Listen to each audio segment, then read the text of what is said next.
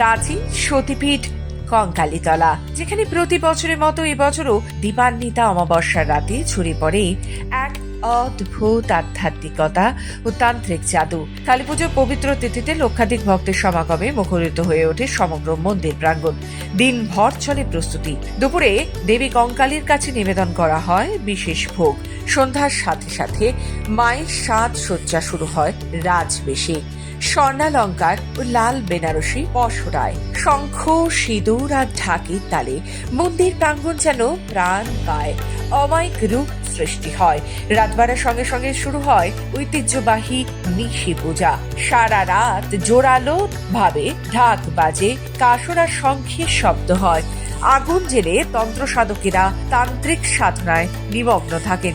ভক্তরা পাঁঠা বলি দিয়ে দেবীর আরাধনায় মগ্ন। দূর দূরান্ত থেকে আসা তান্ত্রিক ও সাধকেরা একত্রিত হয়ে সারা রাত ধরে চলে ভক্তি, সঙ্গীত, জপ ও তন্ত্র সাধনা। কি ব্যবস্থা থাকে বা মায়ের কি করে আরাধনা হয়?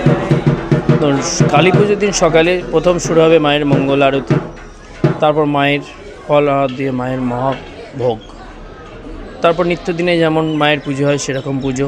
দুপুরে 11 রকম ভাজা, ডাল, চাটনি, পায়েস সমস্ত কিছু দিয়ে মায়ের ভোগ।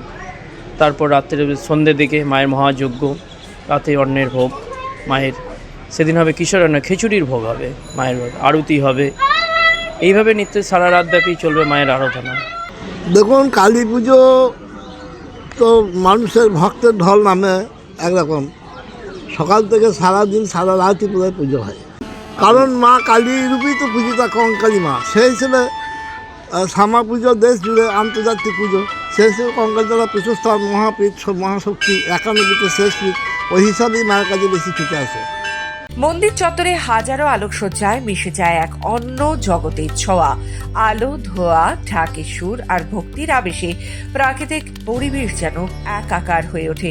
প্রশাসনের পক্ষ থেকেও গৃহীত হয় সর্বোচ্চ নিরাপত্তা ব্যবস্থা, যাতে উৎসব সম্পূর্ণ নিরাপদ ও সফল হয়। ভোরের প্রথম আলো ফুটতে না ফুটতেই মায়ের মহাপ্রসাদ গ্রহণের মাধ্যমে সম্পন্ন হয় এই তন্ত্রময় পূজা, যা কেবলমাত্র ধর্মীয় উৎসব নয়, বরং এক গভীর তান্ত্রিক ও সাংস্কৃতিক অভিজ্ঞতা হিসেবে ভক্তদের হৃদয়ে দীর্ঘস্থায়ী প্রভাব ফেলে। বীরভূম থেকে প্রসূন দাসের রিপোর্ট, খবর বাংলা।